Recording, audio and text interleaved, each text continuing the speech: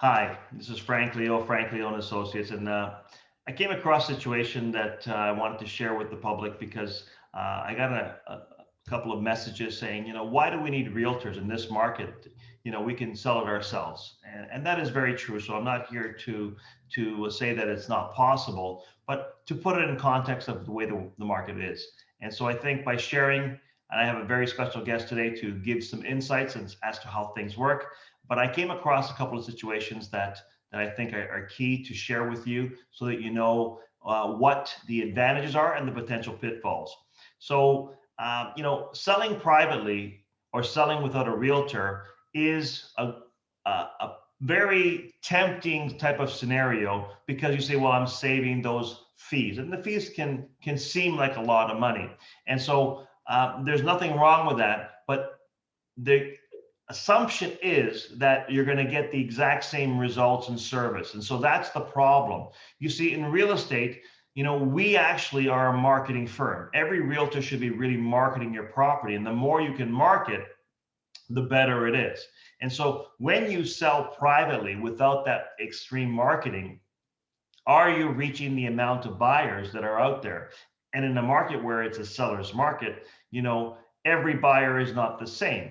We have had situations, and you've heard about multiple offers where we have people fighting for it, and people actually pay above the asking price and more than the last sales in the area. So having a pulse of the market at any given moment is going to help you, the consumer, be more informed and actually get more money. But if you're selling yourself privately, you're on your own. You're not having that information available to you because it's changing not only daily, but maybe hourly. And so if you don't have that information, and of course, you may have had ads out there in different formats. Maybe you put it in the paper or you put it on Kijiji or different sources, but are you truly reaching the entire audience of the buyers and the right buyers where they're more financially well able to pay you more for that property? So if you're not reaching those people, that's very, very scary because how much money can you possibly lose? We've seen situations where people who are sold sellers for a lot of money. One example that comes to mind is we had one seller who actually sold without putting it on the market, and they thought they did well because they realized that a home that sold 6 months ago, what it sold for, the home needed some work, they wanted to sell, and they ended up selling. When we contacted them and say we already sold, we informed them of what the market could produce right now. We asked them how much they sold for, and guess what? The difference was over $300,000 difference less that they received. Now, yes, they felt they saved $50,000 in the fees, but if they got 300,000 or more less, that's a net loss, isn't it? And so I feel very badly that that happened because, they thought they were doing something that was great, but their family now is out 250 plus $1,000. And how long does it take to save that much money for the average family after tax dollars? Because it's, of course, your principal residence, there's no tax on that. So sharing this information is that when you're selling privately, although you have a buyer coming in and they may not have an agent because you're selling privately, they may have been working with an agent. They may have seen everything in the area. They may have known what's sold, what hasn't sold. They may have been in offers on other properties and know what those properties sold for, which you don't know. And then they come into your home, they negotiate with you, knowing all this information, and they negotiate with an advantage over you because they know what's going on, and you end up thinking you're saving fees, but you're not getting as much as you could. So these are the problems that are created with if you're on your own.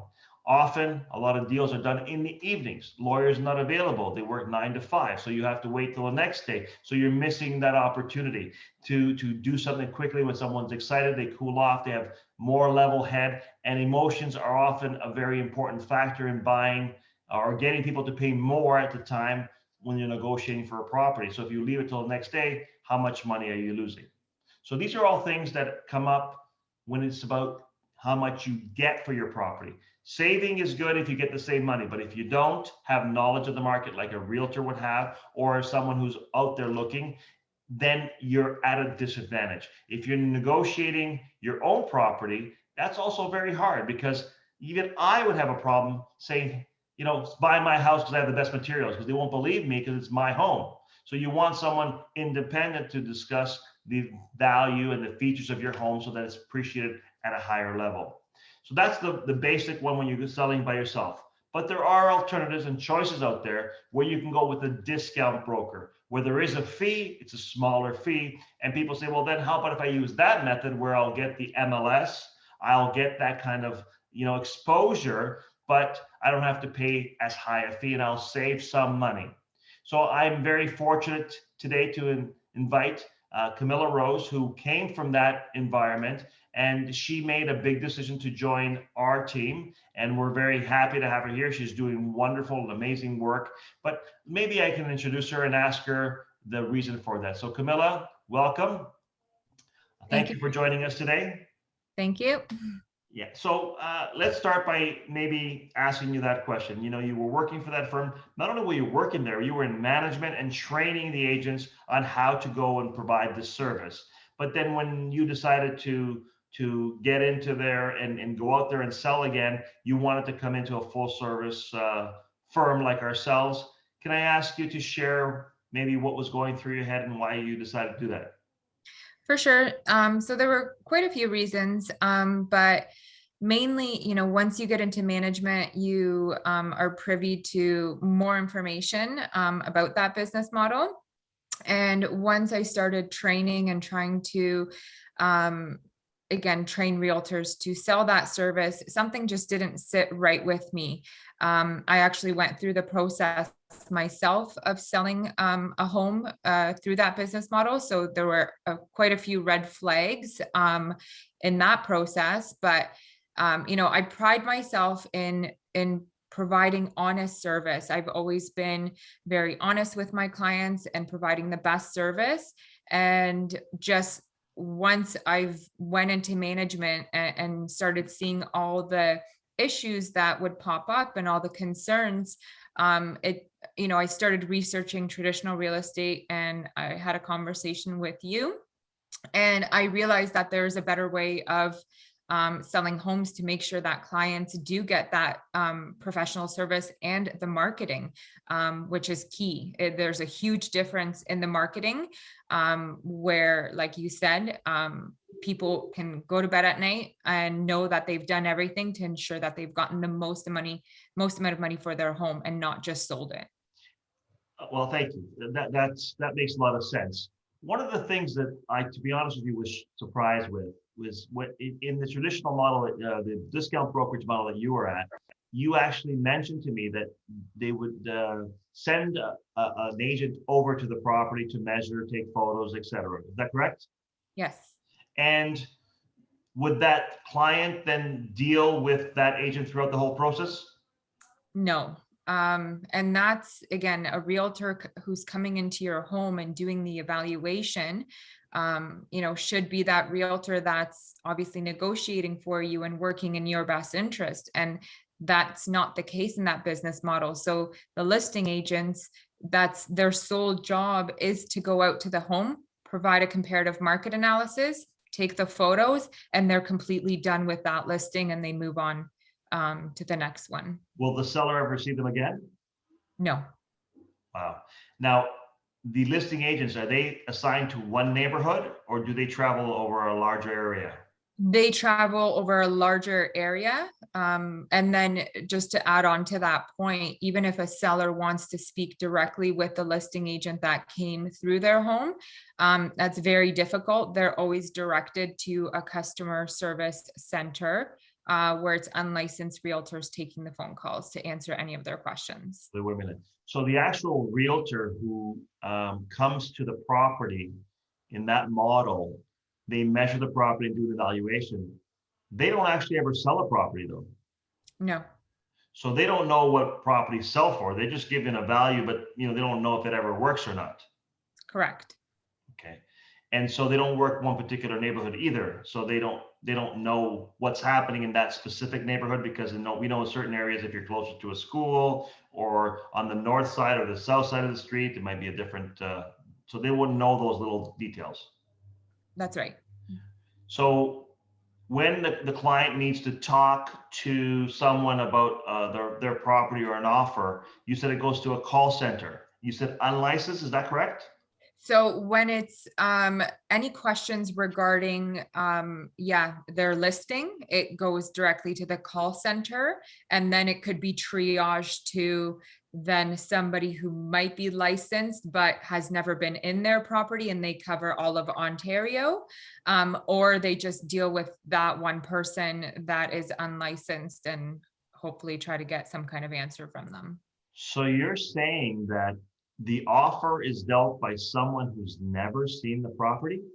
Correct. So for an offer, yes, so there's realtors that just specifically deal with offers, and they're all across Ontario. And yes, they've never stepped a foot in the house or met Okay. the client. So if the client had something, special done to the home, and people take pride in their home, what they've done, they wouldn't, the listing agent or the agents that they're negotiating on your behalf wouldn't even know that it exists. Correct. So probably in that case, the client would be the one who would take the lead in terms of what they want and what they don't want. Yes. Okay. They're, yeah, the offer agent essentially is just a middle person to, in my opinion, talk back and forth. There's no real negotiations there. It's the seller trying to negotiate. So I've never asked you this before, but normally when we discuss an offer for one of our clients, we do an analysis of the property again. So every time we do that, we want up-to-date analysis as of now. Does that happen in that model? Do they do an analysis of the area? No, so as an example of a house, let's say listed a month ago, the negotiating realtor has access to the comparative market analysis that was done a month ago. So they don't have access to the local boards to get up-to-date information on what's currently happening at the time of the offer. Okay, so basically, you're dealing with old information and people who've not seen the home, and it's not and the ones who actually give you a value have not sold a home, they just list homes, and people who are negotiating have never seen your home. Wow. Okay, so that's very enlightening. Now, the other thing that is very interesting is that in these discount models, there's a perceived savings, but there's an upfront cost, is there not? You have to pay Yes, something upfront. Do you get a refund if the home does not sell? no, Okay, so you pay up front and there's no refund. Okay, because in the traditional model, if the agent puts a home on the market, spends money on marketing and it doesn't sell, the client is responsible for zero cost, only if they sell. So it actually, there's a cost even if you don't sell. that's right. Okay, so that's very interesting. Okay, um, in terms of the time involved to sell a property, is there a limitation to the amount of time they can have it on the market before they have to pay an extra fee? It depends on who they talk to, I think, kind of in customer service, and if they try to escalate. So if it hasn't sold, yeah, they'll charge a renewal fee, and sometimes they'll give a free renewal just because they want to keep the listing. Okay, all right. Well, that's really good information. I was shocked by it, and I've been in the industry for over 30 years. I understand that the model is different, and I know that the actual people working under that model, the actual agents aren't making a whole lot of money for their time. So you really can't expect a whole lot from them. Is that true? That's true. That's why you don't deal with them after they list your property. They're not getting paid for it. Okay. Well, Camilla, I can say thank you very much for joining us today. I really appreciate your insights and thank you. And you've been wonderful, and I know that you're going to be extremely successful. You already are doing phenomenal, and I have nothing but great things for you. So thank you for joining us today. Thank you. On a final note, I want to share with everyone that you know we all know that it's very important that we work hard and get value for our dollars. And I know that there is a cost for professionals in any industry. There wouldn't be those professionals in that industry unless there is value that's attached to them, whether it's a car mechanic. You can dabble in your own car, but I don't recommend it because these cars are very expensive. And in real estate, you can pay less, but as we've just heard, if you're working for yourself in terms of selling it privately or even a discount brokerage, it only works if you get the same results.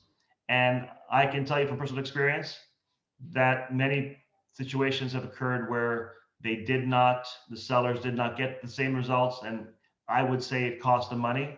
It's not that it's not possible.